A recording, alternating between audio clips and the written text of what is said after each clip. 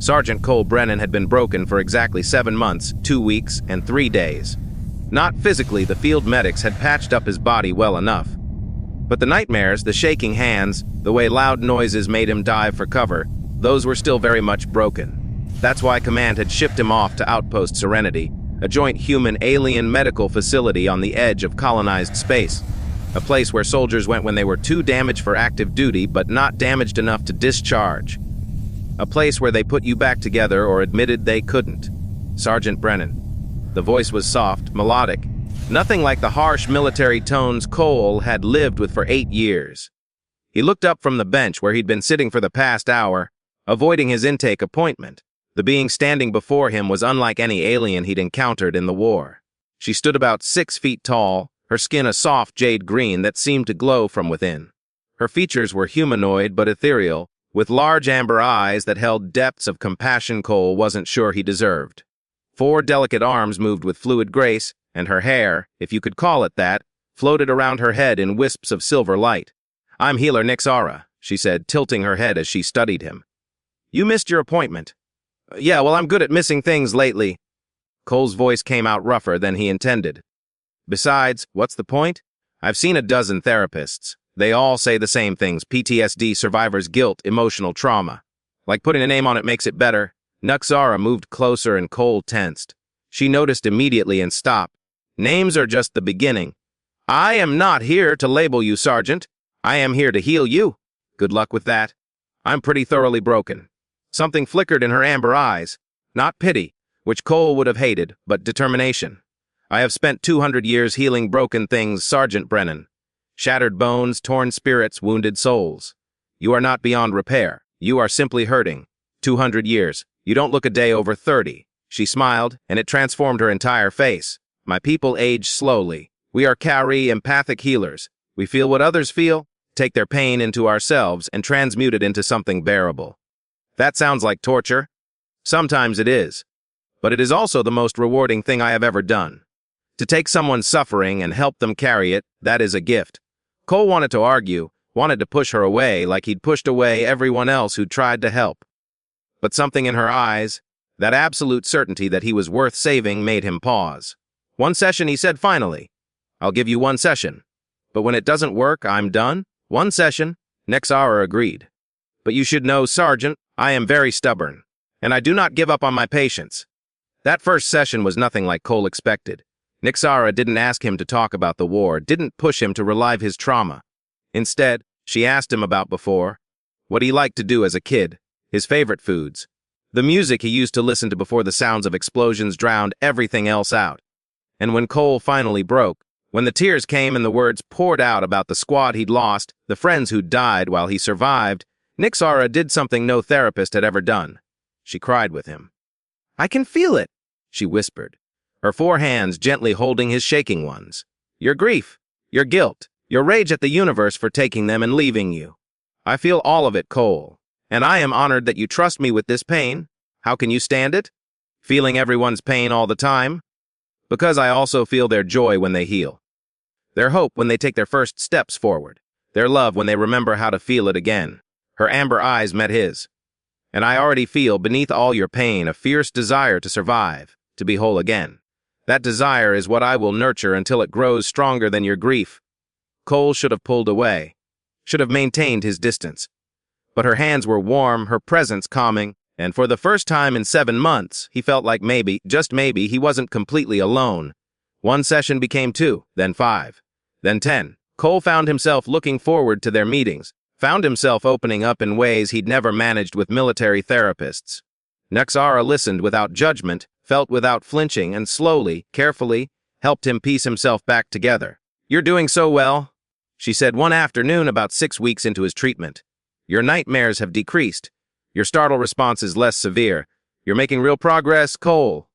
"That's all you," he said. "You and whatever empathic magic you're working. It is not magic, it is simply care. And partnership. I may guide the healing, but you are doing the hard work." She paused, her expression turning serious. "Cole, your medical board review is next week. They will likely clear you to return to active duty." The words hit Cole like a physical blow. Return to duty. Go back to the war. Leave this place. Leave her. "I'm not ready," he said quickly. Too quickly. I still have nightmares sometimes. My hands still shake when I hear loud noises. I need more time. Nexar's amber eyes studied him with uncomfortable intensity. Do you need more time to heal? Or do you need more time because you do not wish to leave?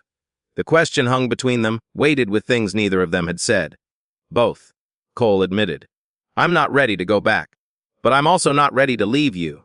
Cole, I cannot recommend extending your treatment if you are medically fit. That would be unethical. I am your healer, and there are boundaries. Boundaries you've been crossing too. Cole cut her off. Don't think I haven't noticed. The way you check on me outside our sessions. The way you bring me my favorite tea even though that's not part of any treatment plan. The way you look at me like I'm more than just a patient. Her skin flared brighter, a blush that made her glow like a small sun. That is inappropriate of me. I should not have allowed personal feelings to interfere with professional care. I will request that you be transferred to another healer. No. The word came out fierce. Nix, don't do this. Don't push me away because you think it's the right thing to do. It is the right thing. You are my patient. I cannot compromise your care because I have developed feelings that I should not have. What kind of feelings? Cole stood, moving closer to her. Say it, Nix. Tell me I'm not imagining this. She backed away, all four hands raised as if to ward him off. Cole, please. This is already difficult enough without. I'm in love with you, Cole said. The words tumbled out, reckless and true. I know it's insane. I know it's probably some kind of transference thing where I'm attaching to the person who's helping me. But I don't care. I'm in love with you, and the thought of leaving this place, of never seeing you again, is worse than any nightmare I've had. Nexara's eyes were wide, luminous with unshed tears.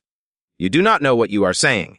The emotional intensity of our sessions, the vulnerability required for healing, it creates bonds that feel like love but are not truly. Don't. Cole stepped closer.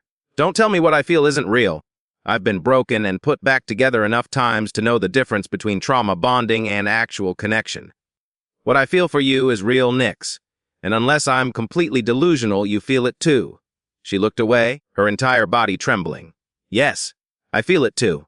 From the moment you sat on that bench, radiating pain and stubborn survival, I felt something I have never felt for a patient. I have healed thousands, Cole, thousands of broken beings. And not once have I wanted to keep one. Keep one? Keep you? She corrected, her voice breaking. I want to keep you. I want you to stay here with me, not as my patient, but as something more. And that desire terrifies me because it is selfish and wrong and completely against every ethical principle I have ever held. What if I want to be kept? Cole reached out, gently taking one of her four hands. What if I want to stay, not because I need more healing, but because I choose you? Would that be so terrible? The medical board will never approve it. A healer cannot maintain a relationship with a patient. The power imbalance, the ethical concerns. Then discharge me. Tell them I'm healed enough. Remove yourself as my healer, and then we're just two people who care about each other. You are not fully healed, Nexara protested. You still have nightmares. You still carry pain. I'll always carry pain. That's what trauma does. But you've taught me how to live with it, how to not let it consume me. That's enough. That's more than I thought possible. Cole used his free hand to gently cup her face. Nix, I came here broken. You didn't just fix me. You showed me that being broken doesn't mean being worthless. That healing doesn't mean forgetting. That I can carry my scars and still have a future worth living. Tears spilled down her glowing cheeks.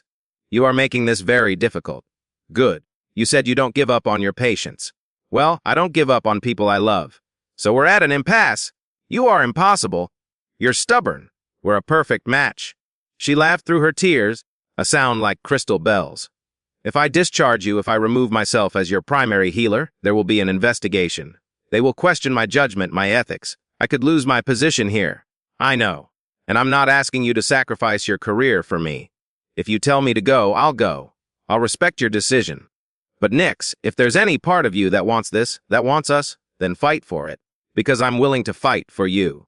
Nexar was quiet for a long moment, her four hands trembling where they touched him. Then, slowly, she stepped into his embrace, resting her forehead against his. I will discharge you as my patient tomorrow. I will request a full ethics review. I will subject myself to whatever investigation is necessary. And then, when all professional boundaries are properly dissolved, I will tell you what I have wanted to say for weeks. Tell me now, Cole whispered. Tell me while it still matters. I love you, Cole Brennan. I love your stubborn refusal to give up. I love your terrible jokes that you use to cope with darkness. I love the way you fight for every inch of progress, even when you think no one notices. I love you and I want to keep you, and I will face any consequence for that truth. Cole kissed her then, gentle and reverent, tasting her tears and feeling her 4 arms wrap around him completely. When they finally broke apart, he was smiling, really smiling, for the first time in 7 months. "So what happens now?" he asked. "Now I do something I have never done in 200 years of healing. I choose my own happiness over protocol. I choose you over rules. I choose us over everything else. No regrets. Only that I did not choose sooner." She pulled back to look at him, her amber eyes bright with love and determination. "But Cole, you must understand, if we do this, I will no longer be your healer in any official capacity. But I will still feel your pain. That is my nature. I will feel every nightmare, every moment of fear, every echo of trauma. Are you willing to share that burden? To know that your pain will become mine? Are you willing to feel my joy too? My love, every good moment we build together? Yes! Then we share it all. The pain and the healing. The darkness and the light. Together?" Nyxara smiled, radiant and whole. Together. I like this word very much. As they stood there, wrapped in each other's arms, Cole thought about how he'd come to this outpost convinced he was beyond repair. Broken beyond fixing. And maybe he had been. But Nyxara hadn't just fixed what was broken. She'd shown him that broken things could still be beautiful. That healing wasn't about returning to what you were before, but becoming something new, something stronger for having survived the breaking. And if that something new included a stubborn, impossible, wonderful alien healer who refused to give up on him, well, Cole thought, maybe being broken was the best thing that ever happened to him. After all, it had led him here, to her. To a future he'd never dared to hope for. One healed piece at a time.